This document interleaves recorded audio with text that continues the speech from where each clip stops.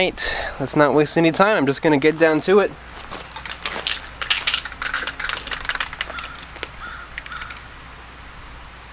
I'm just kidding.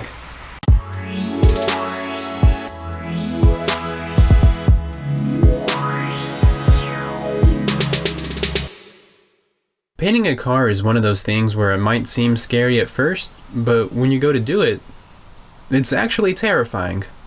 The past 2 years which I've been working on this project have mostly been spent on getting the car in tip-top mechanical shape. But as was shown in the last episode of my Fiero series, my latest efforts were focused on the bodywork. The past 4 months have been all about sanding, priming, sanding, filling, sanding, priming, sanding, filling, sanding, and priming. The car is now ready to receive paint. It's been a long time coming, but we're finally here. At this point, I've had a decent amount of experience using an HVLP spray gun with all the primer I've laid down and the little trim pieces I've painted with the single stage paint, so I should, in theory at least, be ready to tackle this. Though the stakes are a lot lower when spraying primer or trim pieces compared to spraying color or clear coat. So I really gotta take my time and do things as best as I possibly can. And those things aren't just the painting technique or the prep work that was done for the body panels, but also setting up the environment in which I'm painting. Using my past shortcomings as opportunities for learning, let's look at 2 big issues I had when spraying primer: overspray and bugs. If you're painting in a garage or a workshop like me, then unwanted overspray can be a big problem. Bugs shouldn't be an issue if you're inside, but certainly can be if your barn isn't making any effort to keep them out. Bugs, and dust and dirt for that matter, can especially be a problem if you're painting in either your driveway or your backyard with the true heart of a shade tree mechanic. But there is an easy solution to both overspray and contaminants. Wait, this is the Australian version. $100 later, this outdoor wedding tent is going to be my low-budget paint booth. Normally, canopy tents, especially ones like this that are fully enclosed and not just a roof with legs, go for around $200. But if you meet up with a shady guy off Facebook Marketplace, you can get a pretty good deal on one. I would be remiss if I didn't say that paint booths are absolutely not necessary for getting great results. People have been painting cars outdoors for as long as they've been around. However, it's one of those things where a booth is something that can significantly help out, so you might as well spend the money to get one. Especially since it's something that you can use again and again going forward. And hey, let's be honest, if you're already 2.5 years into working on a project car, another $100 is just a drop in the bucket. The last thing to do to turn this tent into a booth is add some airflow. 20-inch by 20-inch filters were slapped onto the walls. Painter's tape is probably not the best for this, but hey, it worked. And this one is going to be the exhaust, so to make air want to leave through here, I put up a 20-inch by 20-inch box fan. To allow for some air to flow into the booth, I added another filter on the opposite corner. Alright, I'm pretty sure this is on par with the pros now. If you can guess what I did wrong and why it'll be an issue before I explain it later in the video, congratulations, you're a lot smarter than I am. Oh right, what is this thing in here? That is a bug bomb. There's no doubt that a bug's got in here overnight, so to really make sure that I'm safe, I figured it would be best to use one of these. You're supposed to activate it and let it do its thing for 2 hours, then give it 2 more hours before you go back in. So I figured popping one off and leaving it overnight to air out would do the trick.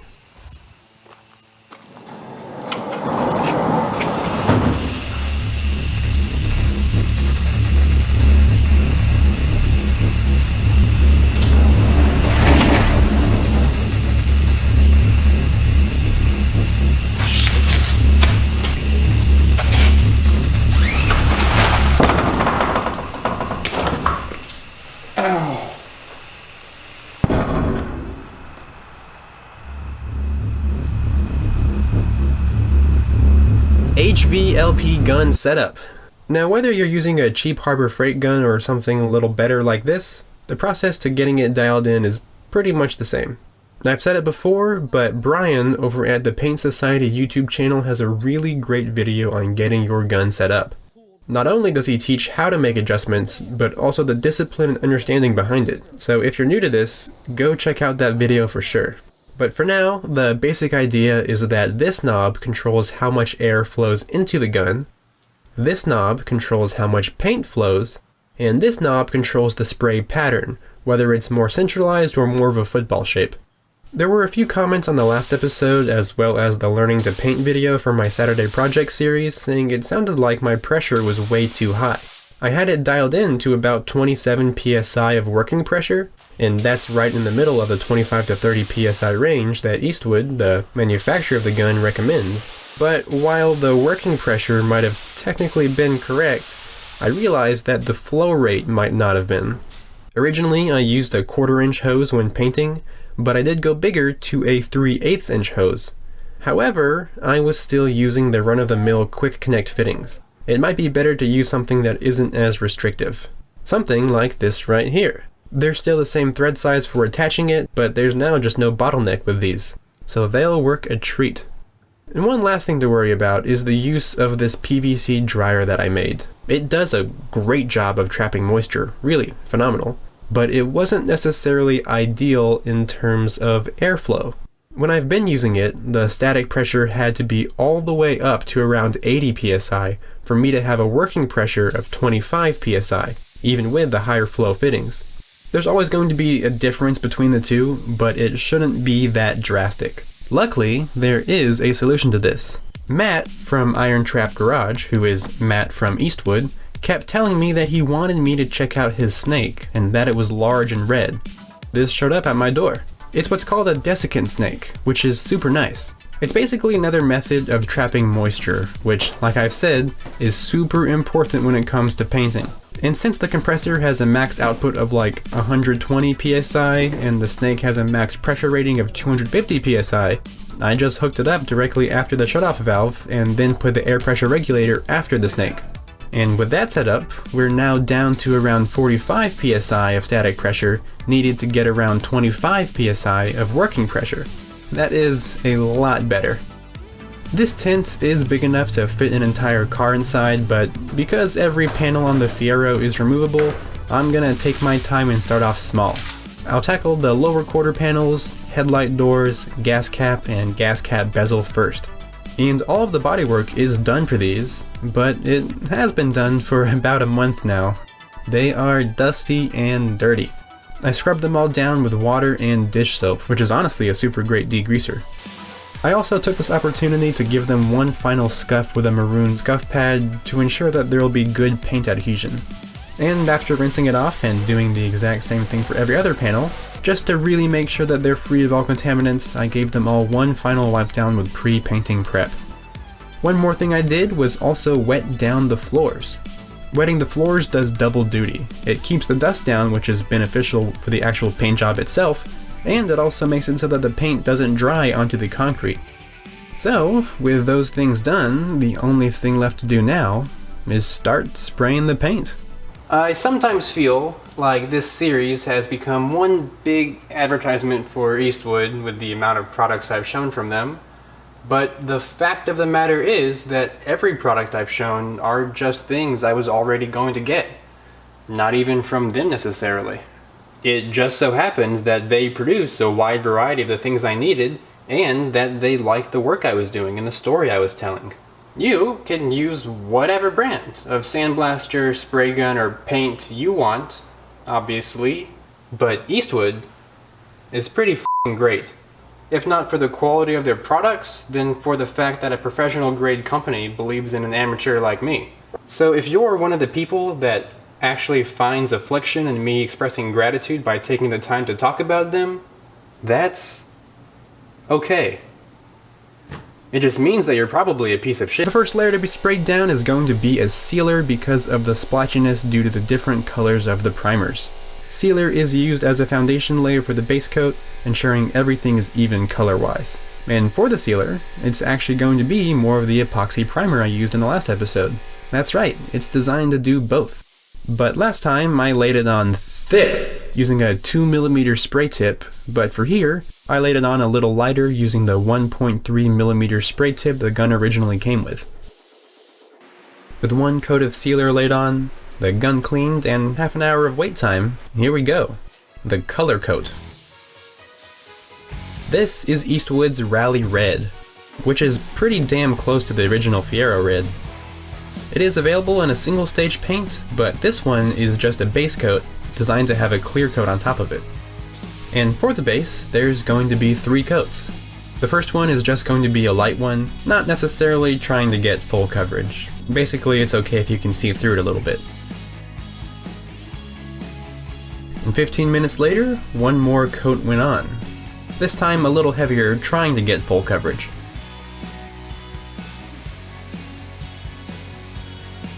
And after 15 more minutes, one more medium coat of color went on.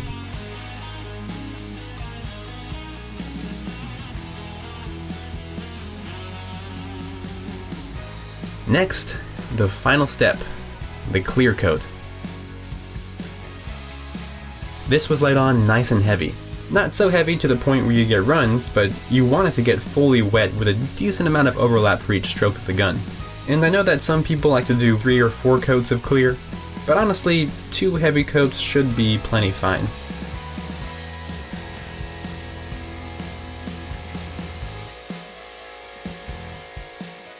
Now guys, I gotta be honest. They look great.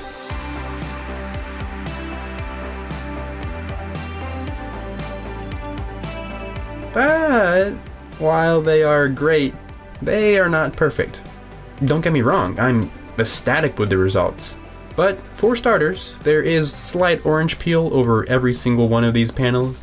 Now that can absolutely be wet sanded and polished to give it that mirror finish, but I'm not gonna pretend that having a show car quality paint job intrigues me in the slightest bit, so that probably isn't going to be happening.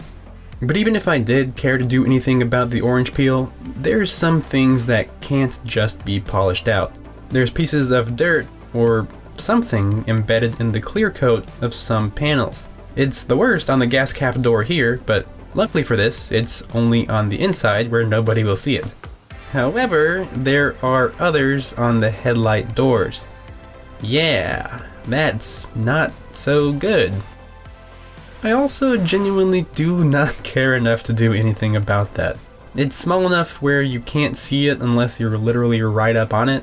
I mean, you probably didn't even see until I pointed it out with an extreme close-up. I think that getting upset by something like that would only drive me further into madness, so I am truly not gonna let it bother me. But maybe, just maybe, I can still aim a little higher going forward with the rest of the panels. If I want to not have pieces of trash fly all up in here when I'm painting, there's a few areas where I can improve. As great as this paint booth is, it's not perfect, and neither were some other factors. For starters, this hose is really dirty. Giving it a clean or even just a wipe down before I go into the booth would get rid of a lot of potential problems. I also probably should be wearing a painting suit, one that completely covers my body. Loose hair or dirt would be contained without any risk of falling onto whatever part I'm painting. Another thing is that the floor should have been more wet. Besides not being initially wet enough, I also waited too long to start spraying. You can see it start to dry up, which basically means it's not going to do its job of keeping the dust down. But, the biggest issue of them all is that I made this a negative pressure booth. It should be, at least in my case, a positive pressure booth. Basically, the current setup makes it so that there is more air being sucked out of the booth than there is going into it. That's why the walls are bowing inward. There's a vacuum happening that's pulling everything in. And I mean everything in, not just the walls. The additional filter I added does allow for a lot of air to be pulled into the booth because of just how large the window is. But just because you put up a big sign saying entrance doesn't mean that people aren't going to use the wrong door. There's openings in this tent at pretty much every edge. After all, it was designed to just barely satisfy people's desire to be indoors at an outdoor wedding, so for its intended purpose, it didn't have to be airtight. And all these openings are just expressways for dust, dirt, and anything else laying around outside the tent. With there being a vacuum in here, they're coming inside, for sure. That is the exact reason why this should be a positive pressure booth. By feeding more air into the booth than there is exiting it, there will be positive pressure in here. The air will be pushing outward.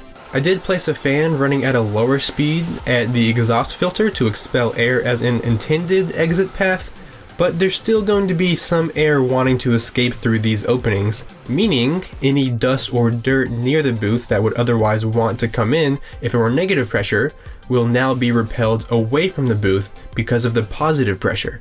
That's great. Also, one other thing I did was completely reorganize this side of the barn. It was super cramped and not a fun workspace to be in. The cleaner environment has definitely helped put me in a better mental state when I go to paint. Before I do any more spraying color or clear though, I want to get a bit more practice in using the HVLP gun on some other parts. I also may or may not have run out of the epoxy primer and couldn't paint any more parts even if I wanted to. So I'll be painting some more of the remaining trim pieces with a single stage satin black paint. So after moving the previously painted pieces as well as some others that were stored in here out, I started figuring out a game plan for how I wanted to paint these parts. It was then that I completely cracked the passenger side mirror in half. Classic, I just totally broke that mirror. That's okay, I'm not gonna let that get to me. I used a heat gun to loosen the adhesive for the remaining half and it popped right off. No problem. I did the same thing for the other side as well, taking my time with the heat gun. Fucking hell. Okay. The rest of the mechanisms inside the mirrors were disassembled, then they were ready to get prepped for paint. The only thing to do for prepping the vents is pop off some little clips on the bottom to remove the mesh, as well as some of the leaves caught inside. And I'm not going to be too much of a perfectionist on these, so all I'll be doing is giving them a pass over with 320 grit sandpaper on the DA. And once that was done, and after everything got a good washing and pass over with a maroon scuff pad, just to really prep the surface, they were all set up to be painted. To make sure the drip rails don't blow away, I just rolled over some pieces of masking tape and stuck them down. That side of the rail the tape is stuck to is under the roof and isn't seen, so it doesn't have to be painted. I don't know about all etching primers, but this one in particular can be top coated without sanding. Now, sanding would definitely only help ensure a perfect finish, but seeing as how these are just some small trim pieces not at all focal points of the car's finish, simply spraying that on without sanding and then a couple coats of the satin black paint is good enough for me. And I'm sure it's good enough for the comment section too, because these turned out pretty nice. Not too bad. Not too bad at all. And by the time these were fully dry after a day or so, the epoxy primer came in. Now I can go ahead and finish up the rest of the panels. But not before fully cleaning the paint booth. This right here is just from sweeping one half. And if you think you're done just after sweeping, you'd be wrong. Vacuuming shows that there's still so much more to do. The concrete itself isn't clean, by any standard, but it is free of loose dust that could otherwise very easily mess up the future paint jobs. So after cleaning the other half of the booth, as well as the next round of parts, and mixing up more of the primer, I started painting. The first coat of the primer, or sealer in this case, went on very well. And like I've said a bunch of times now, the sealer is not completely necessary, but it does really ensure that there's an even and uniform coverage for the color coat. And speaking of, that too was mixed up and applied.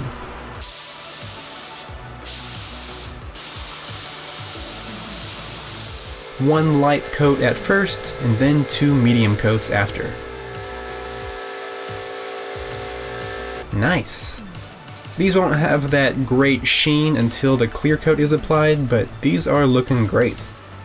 It would be a real shame if anything went wrong during the clear coat stage. Everything seemed to apply just fine. That was until I ran out of clear coat. See, I got one good wet coat over everything, but for the second coat, I realized I almost ran out after painting the fenders, but before I started the doors, so I mixed up some more. And seeing as how this is the second coat, the last coat, I didn't want to mix up too much where there would be so much waste. I ended up not mixing enough. I ran out at the very end. I panicked a little bit, ran out, and mixed up some more. I finished off the job, but enough time had passed where the clear had already started to flash off, so the last part I added wasn't flowing into the previous coat. The only thing to do now was panic again and apply more over the whole thing, even though I hadn't waited the minimum flash time required before doing a completely new coat. Great.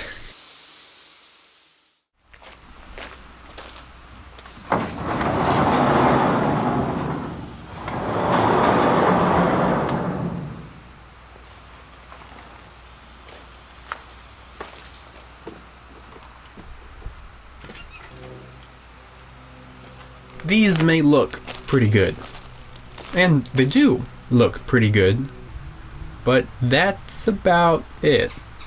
When you get close, you really start to see the issues. I would gladly take specks of dirt here and there over this.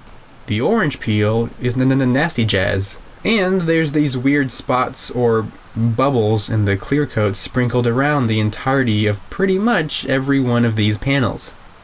Not a pretty sight. Granted, from 5 feet back they are practically invisible. If they were on the car and the picture was framed to fit the whole vehicle, you absolutely could not tell. But still, I hate this. A lot. There's probably something I can do to fix this, wet sanding for sure to fix the orange peel at the very least. But for now, I think it would be best to keep the momentum going, keep moving forward with the rest of the panels. But before I just start painting again, I should take a look into what might be causing these issues with the bubbles in the clear coat. So instead of setting up the next thing to be painted, I hopped on the computer to do some research. I said I hopped on the computer to do some research. What are you doing? What are you doing? What, do you think that just because you want something to not happen that that's how it's going to be? No, it doesn't work that way. And there you go, look. More bubbles. Oh, and you dripped paint on there and gotta run. More things to fix because you're an idiot. Okay, so before I paint any more panels, we have to figure out what's going on with the little bubbles, with the little imperfections in the clear coat. So we're going to What the fuck? So things haven't been going all that great. I've boiled my problems down to 3 main culprits. The first one being that I haven't been doing that good enough of a job getting rid of the moisture in the air system. Yes, I do have Matt's big red snake, but that's really only designed to take out trace amounts of moisture from the atmosphere. If you are an idiot and don't drain your tank daily like you're supposed to, you are going to get a lot of water built up, especially if you live near the coast and high humidity is daily. So I have now been draining the tank daily, and I've also added one of Eastwood's inline moisture filters, which I actually already was running on the dryer system setup that I had, but I forgot to add another one when I switched over to the desiccant snake. Problem number 2 is speed. I don't know what it is. I have talked about it in 2 videos already, but I just go way too slow for some reason. It might be okay for the sealer and base coat, but for the clear coat, it is definitely a problem.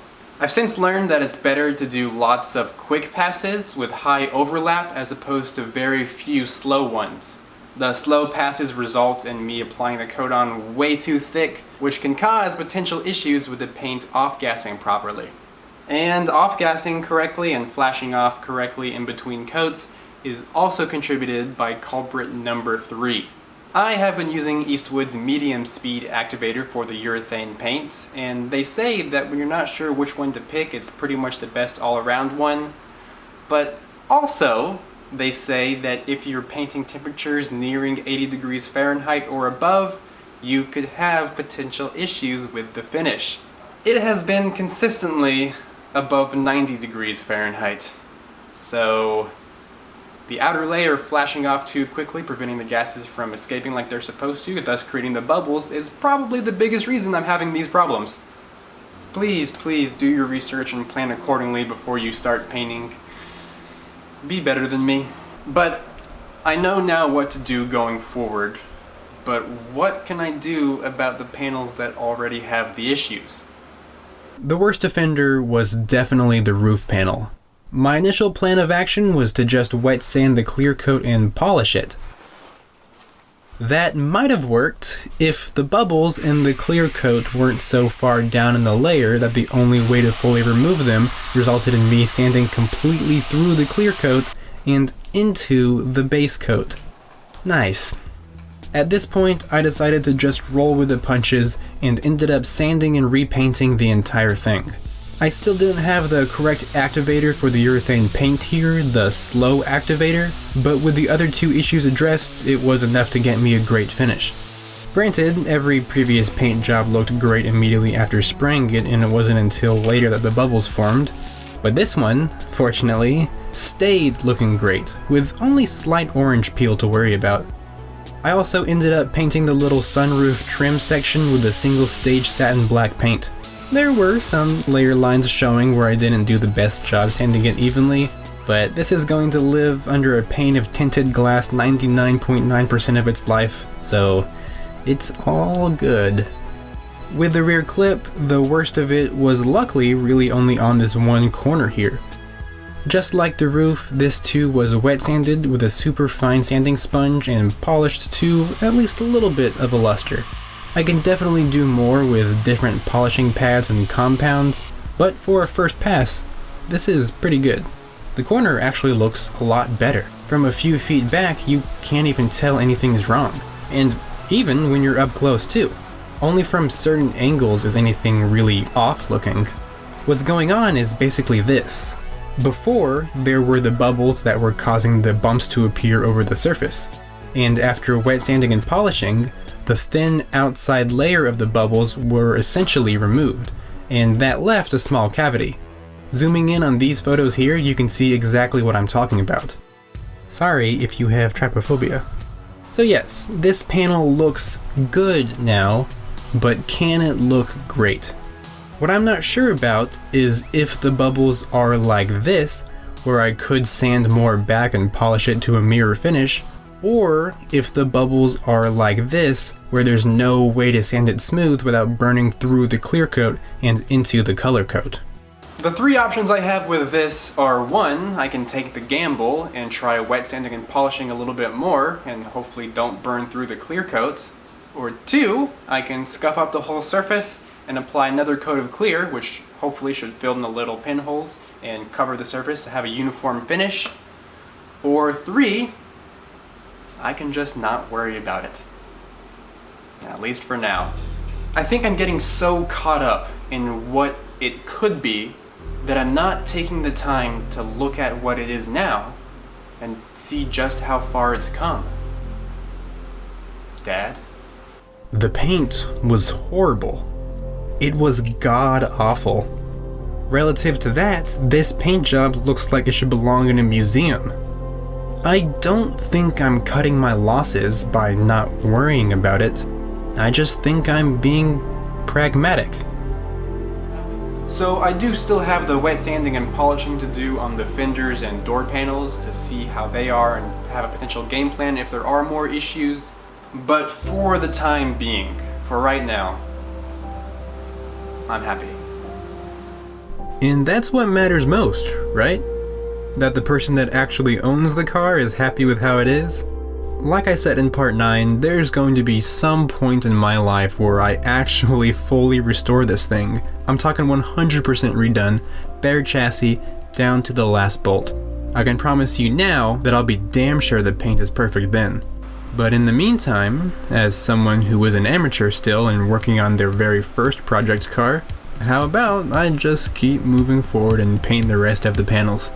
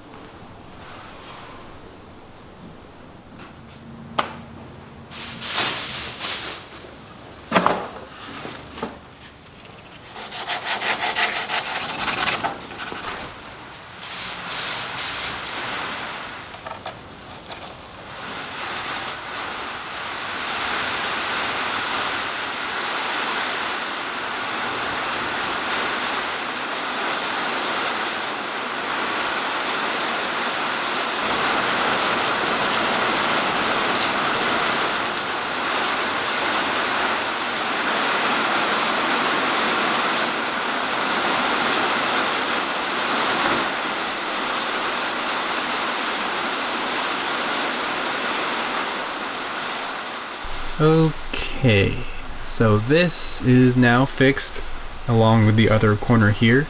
This one only needed a little bit of sanding and some primer, but the panel is good to go for the next round of paint. Luckily, there are already 2 coats of color here and 1.5 coats of clear, so I don't need to fully repaint the deck lid. I can get away with just sanding the whole surface, applying a coat or 2 of base coat in the problem areas, and then 2 full wet coats of clear over the entire thing. Alright, that is what I'm talking about. Did you notice I placed sawhorses under the table as insurance? Yeah, I did not want to spend another 30 minutes crying. Well, I guess with this one done, the very last parts to paint are just going to be the 2 bumpers and the hood. Can we bring the music back? Just as long as there's no accidents this time.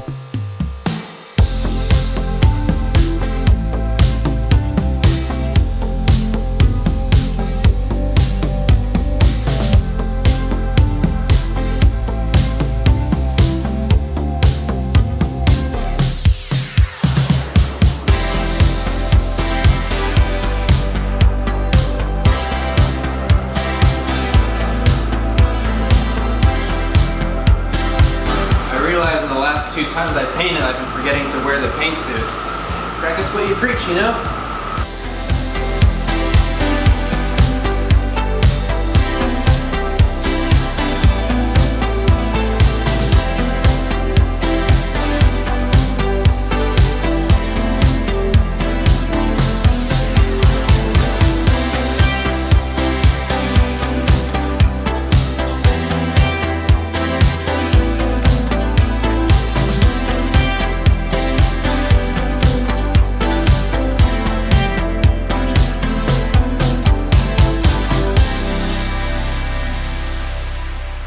That's it, guys.